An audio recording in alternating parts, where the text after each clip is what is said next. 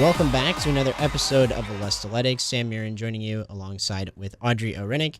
And today we have our first club sports team joining us in studio today. We mentioned at the beginning of the semester we were going to get club sports in here a bit more often. I think, was it last semester we had Club Ultimate Frisbee? Yeah. And I think that's the only one we've had in quite some time. So today we welcome in the Club SIUE Ice Hockey team, spearheaded here by Connor Hinterser, who has graduated, returned, and now is graduated again, or like graduated to bigger things with the team, as well as Ethan Cook joins us in studio. Guys, how are you doing today? Not too bad. Thank you so much for having us. Yeah, pretty good. Thank you for having us. Yeah, absolutely. I specifically really get to enjoy your guys' games, commentating for the live broadcast, so it's kind of cool with this full circle moment, getting to have you guys in studio and talk about the team. Hopefully it'll be a good show. Let's start with your kind of guys' season a little bit. And Connor, you can, I jokingly throughout the graduated and you came back and played. Connor, you graduated last year. Yes, sir. And so you returned this season. Kind of tell us a little bit about what brought you back and why you're so invested in SIUE Club Sports. I wish I could tell you the second part, but biggest thing is well, first off, thank you so much for having us, because the voice of the Cougars in the flesh, this is awesome. Oh my gosh. Wow. Anytime I get to replay. Don't hype them up too much. Yeah, I sort of say Audrey keeps me humble here. So Hey, that could be the whole episode. But no, so I came back just because we had a lot of injuries come through the season, sadly. And whenever I graduated undergraduate, I still had good contacts within the team. Olivia, Natalie, they still both were in touch with me. Coach Kimball reached out. We had a few, obviously, injuries or stuff to deal with. Guys had stuff in life, and so I had to step in because number-wise, I still had a year of eligibility, which was great. I took a year away from hockey, and then I had my COVID year, so I'm kind of like a Carson Beck of of hockey. But yeah, the biggest thing was I still care about this program and organization. I want to see it do well. I'm from Edwardsville, so hockey's been a big part of my life, and there's a lot of great teams of the past that I've seen through this program. There's been some great people in this program, and there still are great people in this program. So I really wanted to see more success out of not only the future, but of the current state of the team. So awesome. And Ethan, you have to remind me, I can't remember what year you are now or what this next season will be for you. But tell me a little bit about your time with the SIUE Cougars. Yeah, so this will be my third-ish year. I did a year of community college, and then I did a semester of community college, and then came here second semester. And, yeah, it's just trying to SIUE hockey's always been, like, I don't know, in my life kind of, because I've grew up around here playing hockey, like seeing the games at East Alton when I was younger. Like, one of the reasons I came here was because all the guys on the team I've played with growing up.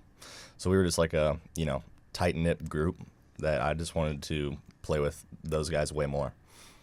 Yeah, for sure. And you mentioned playing hockey in the region. I think both of you did, correct?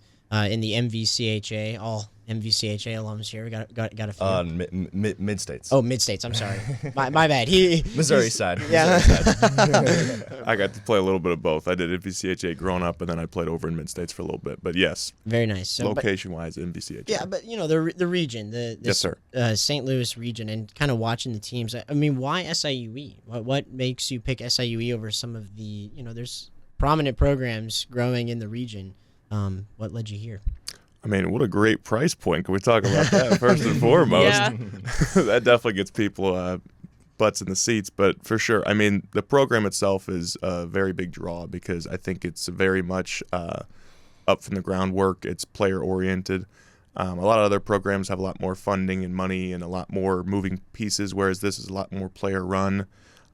What you see is what you get, and I think having a grassroots approach to an organization kind of takes on the little guy approach, David versus Goliath. So that's very appealing for me because I think that we fight for every single inch of opportunities that we have, and so that really is appealing to not only me, but obviously Ethan and a lot of the other guys. We take it on our own to say, this is our thing, the success is going to be on our shoulders, but if there's failure, we're going to own up to it and address it. So that's what we're doing here. We're taking everything in stride that happens to us, and I think that really owning up and saying this represents more than just a club hockey program. This represents SIUE in a whole. This represents the organization, the players, the coaching staff, the every single member of the organization as a whole. Yeah, for sure. Let's breeze over these stats, as I was told I have to do before the show. Connor, obviously, so you returned, and in 4 games played, you put up 2 goals and 2 points. So that's pretty. Hey, a broke clock is right twice a day, and there we go. Not to mention the 10 penalty minutes too to add to that. You know, That seems a little low. I'm gonna be honest. I've been on my best behavior. There you go. There you go. And then Ethan, obviously, in 21 games, you had 6 goals, 3 assists, and 9 points. Let's kind of talk about the season a little bit. A rougher season since in years past. And the second year under head coach Darren Kimball. What was your kind of guys' viewpoint on the season and kind of your takeaways? I think at the start of the season, we knew we were going to be missing a lot of guys. You know, a bunch of, like, around 10 seniors graduated, and then a few transferred out. And then once we got, like, going in the probably first half of the season almost, guys just started falling down with injuries and, like, because we knew we weren't going to be, like, as good as we were just because we had a bunch of younger guys that came in and they're going to, you know, need to grow a little bit, learn how to, you know, the flow of the game, because college hockey is way different than, you know, high school or, you know, anything like that. So we knew we were going to be a young, inexperienced team a little bit. But then, yeah, a bunch of guys got injured, and we were playing some games down, like, with 11 players. And that got a little tough pretty quickly. Yeah, absolutely. And you mentioned the loss of players. Notable names from that list: Brendan Sommer, Eli DeFawcett, Brendan Rash, Caleb Harrop, Blake Smith, Blake Miller, Jacob Schreiber, and Hunter Parker. That was all players rostered the previous year, and were, I would say, contributing factors to the team, all absent from the roster, especially and all handsome gentlemen too. So Yeah, that's a big loss too. I mean, that's just a morale decrease there. Most notably on this list, though, I think was Brendan Rash, a very notable part of the team, a very good goaltender. And you have 2 new goaltenders that stepped in and had to fill that role. Can you kind of talk about playing with Wyatt Gottschall and Dalton Fitzgerald a little bit? Yeah, I mean, playing with, I heard from a few guys off the team last year, especially like Defo, because he came from Columbia, Fitzy. He said he was pretty good, and I was, you know, excited about that, you know, because no one's going to fill Rash's shoes, let's be honest here. But those guys did a great job this year. They kept us in a lot of games and made a lot of the games less, you know, they stopped the bleeding where we were, you know, playing bad or, you know, getting dominated. But yeah, him and Wyatt, they saved our butts plenty of times. Just for reference, so you guys play in the MACHA, the Mid-American Collegiate Hockey Association. Rolls right off the tongue. Really. Hockey not great at naming leagues. Let's just get that out there. Which falls under the ACHA. You guys placed in last place with 22 games played, 5-17 and 0 record, 1 overtime win and 1 shootout win included in that. Maybe instead of focusing on all the bad side, the records, talk about the wins that you guys had, because there were some notable ones. One over SIUE, an overtime win over WashU. You also played Nebraska, and I believe you won both of those games, which, Connor, I think you were there for those. So tell us a little bit about the wins that you had. Yeah, luckily with the record, it's only up from here, so that's our direction moving forward. I mean, for the ones that I was there for, the WashU overtime win and then the win against SIUE, I mean, yeah, we were down some guys at that point, so I think those are pretty big for us. Just like, you know, there was nowhere to hide on the bench really, so the guys that weren't playing that much or like didn't expect to have a big role had to step up and, like, you know, contribute and, like, you know, learn how to just grind a game out and win it by, you know, 1 or 2 goals and, you know, work hard the entire game, even though we had, like, you know, 8 less guys than the other team did. Like, we're tired, you know, everybody gets it, but yeah, like Kimball said, he's like, no one feels bad for us. You know, we got to help ourselves out here and get us out of this hole. So yeah, those wins were pretty big, even though the season didn't go as planned, but yeah, they're pretty good in helping, you know, the younger guys grow into, you know, becoming more of impact players for hopefully this upcoming season. And that's what I think is a huge contributing factor, is the fact that we could look at this as a negative and say, man, we lost a lot, man, we kind of were getting beat up at times. But when you take a look in the mirror and say, hey, we do have a lot of younger guys, and that's great experience, because how many other programs can you say have a large amount of freshmen or sophomores getting that kind of playing time. So if you look at this more as a springboard and less as the final product, it's very exciting, especially moving forward. Now, Connor, not only have you come back, but now you're coming back to work with player scouting and recruitment. Can you talk to me a little bit about that and also what you're looking for? Yeah, absolutely. I mean, the biggest thing is we want quality people and we want quality hockey players. This organization is player run, like I've mentioned a multitude of times before. Ooh, multitude, look at that. I had that one in me. But that's the biggest thing. We want good people. We want good students. We want good contributing members all up and down the roster. Whether you're fourth line or first line, we want quality people to come in and work their butts off. And I think we were even just on the way here talking about guys from Triad. They work hard, and that's the thing we're looking for. It's not necessarily what your stats are, thank God, because I don't have those. But we really want to see what this can become, and we want good people to be a part of it, and I think that's the biggest thing we're looking for. At least I am. My role is one in a million. I've got a lot of hats that I wear, and luckily for me, my hair's not looking too good, so it's good that I've got those. But the biggest thing I think for us is we just need more buy-in, and that's what I want to bring here and contribute. I want to show that you can be a part of this program as a player, but also stick around and help out. I mean, we have Simon Maxfield sticking around as well, becoming an assistant coach. We have a lot of, even Kyle Watson, our assistant coach, is a former SIUE Cougar alum. So again, he was contributing with the program, and now he's back. Simon was contributing as a player, and now even after he's done as a player, he's going to come back as a coach. And same thing for me. My exact role, again, a lot of different names for it, but at the end of the day, I want to see this program do well. So whatever that is for me, I will absolutely do that. Olivia Ways is absolutely been an absolute help in that regard as well. She absolutely does a great job. Again, getting thrown into the fire this season was her first season with us, but she has done a great job of reaching out to people, contributing in recruitment, not only with current students, but also with prospective students especially. We do have a big event coming up with a showcase at the end of next month. That's just to get people in the door, see what SIUE is all about, see the new rink, which we're really excited about, and really contribute in any way we're possible. So, yeah, and you mentioned it. So one of the big news with your guys' team, even though the record might not be the prettiest, the upcoming change in location where you guys will be playing at home. I'm sure both of you are well versed with the RP Lumber Center here in Edwardsville. Literally 5 minutes away from here, not 15. It really wasn't that bad of a drive to East Dalton Ice Arena, but it felt like it. But tell us a little bit about your guys' excitement about playing in the new barn, kind of here closer to home. I'll start us off here. Biggest thing is we appreciated our time at East Dalton. That was the home of SIUE hockey from the birth up until this season, and we really appreciate our time there. They've been nothing but great to us, and it's served us absolutely well. But like you said, 5 minutes away is very tempting, and we're very excited about the new facility. The second that rink was getting built, in the back of my head, I said, man, that would be pretty cool, but maybe another time, and this is that time. So growing up in East Dalton, playing hockey there, contributing games for the MVCHA, that was a lot of fun, but now looking forward, I know I'm really excited to see Cougar fans pack that place, and I'm really looking forward to it. Same for me. Like, when that rink got built, I was like, wow, that's on campus basically. That'd be great. And now I've had a few buddies that work there and told me all about it, and then I've worked there myself coaching a few teams over there. And yeah, the rink and facility is just great, and yeah, I'm ready to see that place packed for all of our home games next year. Yeah, for sure. One thing I'll miss about East Dalton is the concession stand. They really do.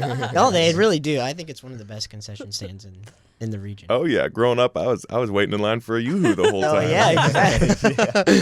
But going back to filling the stands, kind of what you mentioned, really, it was kind of shocking to me that a club sports team drew the crowds that they did for a club hockey game off campus. I mean, even the club teams here on campus struggle to kind of find that audience, but you guys managed to do it.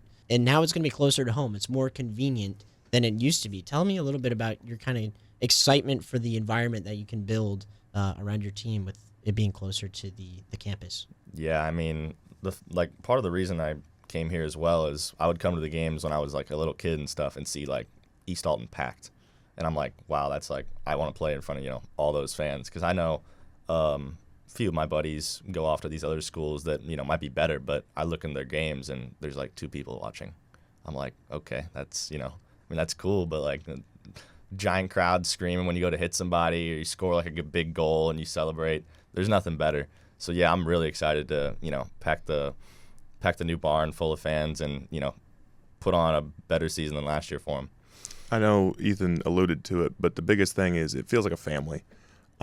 Most other programs really just hyper-fixate on getting the best players and the top-tier talent, and obviously we want that as well, but our biggest goal is to make it a homegrown atmosphere, and I think the fans respond and resonate with that. The biggest thing I've seen is no matter if you're a fourth liner or a first liner, everybody's working their hardest, and I think at the end of the day, on a Friday and Saturday, to really pull people away and get them interested in something, you need to show that heart, and I think that's what this program does really well. Every single person is bought in and really committed to making the best go at this that we can. So you also mentioned that you had a player showcase coming up. Is that in April, correct? Yes. What are you looking forward to for that, and what should we expect? A lot of effort. A lot of effort. The biggest thing is this is just an opportunity to get people on campus, showcase the rink a little bit, showcase the team. Any student that is wondering about SIUE hockey, especially ACHA, you mentioned club especially, it is really up to the player. It's not necessarily like a football recruitment that you may see sophomore, junior year of high school. Typically, players have the decision to go away for juniors, stay local, go away to a larger school like Cookie said. Ethan Cook, sorry. No, you're good. Cookie. I'm gonna ask about the nicknames in a moment. Oh, don't worry, we got a nickname called Brownie as well, but that's a long story. But case in point, it's just a good opportunity to get people around the program and introduce them and say, hey, we know that you have a lot of options whenever it comes to schools. SIUE is a great school itself. Obviously, we want great students as a part of our program, but the biggest thing is, do you feel comfortable? Do you enjoy being around the team? How do the coaches treat you? How do we treat you as a person? That's what we want to introduce people to, because we're a lot more than just a brand or a logo or a club program. We are actually people behind the scenes working really hard at this, and we want other people who work hard to come here and say, hey, I can appreciate what they're doing. It wasn't my potentially first choice, but there's a lot of great things that make me think we could make this a top-tier program. Absolutely. Well, so with all that being said, kind of a question for both of you, obviously a bit different roles now going forward. What are your expectations heading into this next season, and what are you kind of trying to build up towards? I know, Connor, you mentioned, like you said, this could be a stepping stone team. What does the next step look like? I think for next season, just getting the young guys, now that they've played a season, had to play so much because of injuries and all those guys leaving, taking like a bigger step and just becoming more tight-knit group and becoming more leaders and more impact players, rather than just this year where it was like, one or two older guys and that was kind of it. So yeah, more contributions from the whole team. And just to so we're not so top heavy with there were some games What are you trying to say? not talking about you, all right? There were some games where or some stretches throughout the season where only one or two of the same guys were scoring, Younger, Danny, and just getting some more points and more impact from the whole team rather than just a couple guys. I think in professional sports, it's called a retool rather than a rebuild.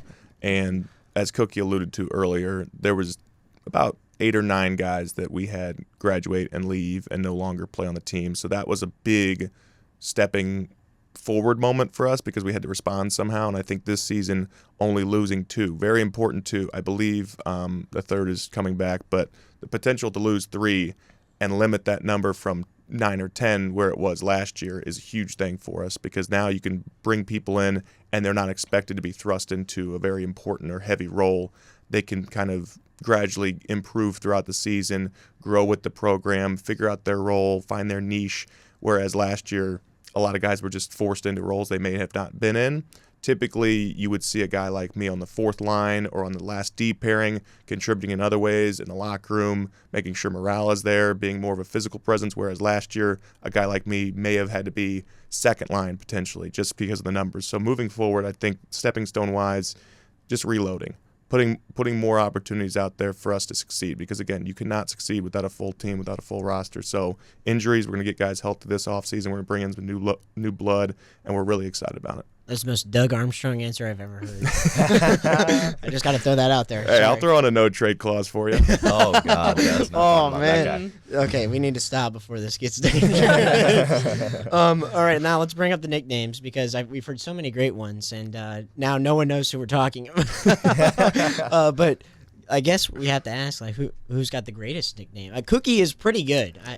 Can I answer? Oh, we both know the Number 99 in high school, Daniel Verhaar, a.k.a. The Sauce. sauce. The sauce. The sauce. The sauce. When you're making a good plate, a dish, you got to have some sauce in there. And that guy with his hair, with his skills, he just, something about him, it just flows well. And that guy, whenever you're looking in the fridge, you see condiments, you see some milk, you see some eggs, but you're always looking for that sauce.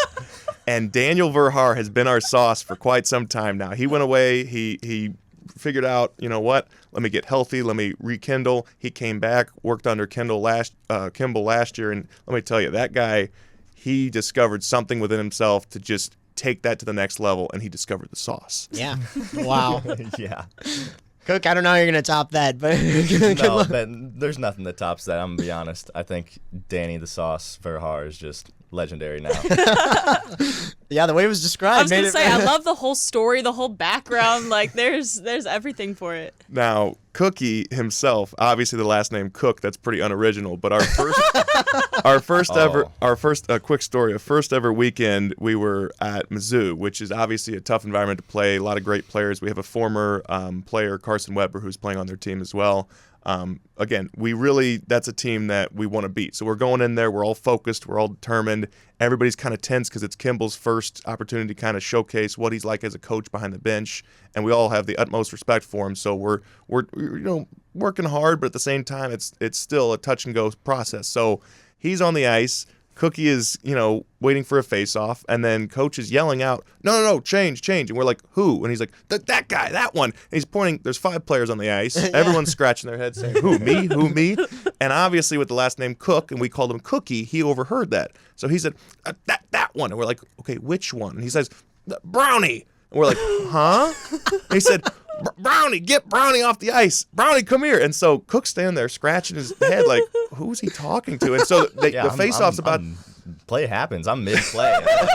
Why is he shouting Brownie over there? I'm like, and I'm sitting there on the bench. It's a play call. I'm like, what? I'm sitting on the bench per usual, and all of a sudden I look over and Hunter Parker looks up at coach and he goes, "Wrong sweet treat, coach." Sweet treat. And so whenever Cookie gets back to the bench, I'll let him finish it. Oh yeah, Kimball's not happy. He's looking at me. He's like, "I've been telling you to come off the ice forever." I'm like, "You didn't say my name." He's like, "Brownie." I'm like, "No, it's Cookie." Wow. That's crazy. Well, you just know Kimball just did not go home and any cookie that was. No, I don't want. I can't eat that. I'm sorry. Bro's going on a diet. Wow, that might be the greatest story ever shared on the show. I can't lie. That and the sauce. We've got two. We've got 2 elite stories. I can't even move forward. That's just great. Well, the sauce and Cookie. And if you're ever at an SIUE event, just know that those are Just start screaming those names. Yeah, A lot of food items. yeah. You must be hungry. All right. Well, thank you guys. I appreciate that. Real quickly, I want to go over the SIUE basketball results. Audrey and I sat in production day and watched the women's team. Hey, they won. They won that game. They won the first round. They made it further than the men's team, which we'll get to in a second. But the women's team, they beat UT Martin 63-49. And that was a really impressive win for the women. I thought they had a really great game. Sadly, they didn't make it very much farther, but in the second round or the quarterfinals, they lost to Southern University of Indiana. A tough break there for the SIUE women's program. However, they have some bragging rights over the SIUE men's. The defending OVC champions fell to Eastern Illinois 77-71, and in overtime, I should add that. I was sadly watching this at Hot Shots, and I was just sitting there with 1 second to go, and we were down by 2 points. I'm like, please, just one, 3, anything. No. So SIUE is officially done with basketball. And on a side note, wrestling will be wrapping up their second day of the MAC Conference Championship. So a lot to watch there. And baseball and softball, you guessed it, they're playing today. I did not write the times down for today's games, but I'm sure you'll figure it out. Yeah, just look it up. SIUE baseball and softball. You can't miss it, right? So that season will kind of start to amp up, and as March, midway through March here, OVC play will kick in. So keep an eye on that, as that is kind of the next direction to go. But back here, thank you guys so much for joining us. We really appreciated it. Hopefully, your next season will be some progress added to the record. But really, I think there's a lot to build there for you guys' new arena and the atmosphere. So we want to say thanks again for joining us and telling us some amazing stories. Hey, thank you guys. Audrey, Sam, it's been a pleasure. Yes. Thank you guys so much. You're welcome back anytime. As for you guys listening back at home, you can tune in to Alestle After Hours, which released just a few minutes ago. If you haven't tuned into that yet, you can also pick up a copy of the Alestle off of one of our newsstands, or check out our website at alestlelive.com. And I think that's it. Don't forget to follow all of our social medias, and you can find this podcast on Spotify or YouTube. And I forgot to mention, we will be on break with spring break next week. No episode for either show next Saturday. And then we will also, we're on a 2-week break. We're taking a hiatus. Yeah, if you will. Yeah, I need a vacation. And so we will not be back for the next 2 weeks. So we'll be back in late March, I suppose. That's when our next episode will release for both shows. So enjoy your next 2 Saturdays, because you have a great episode for both shows coming up in about 3 weeks. And we will see you again soon. Bye. Bye.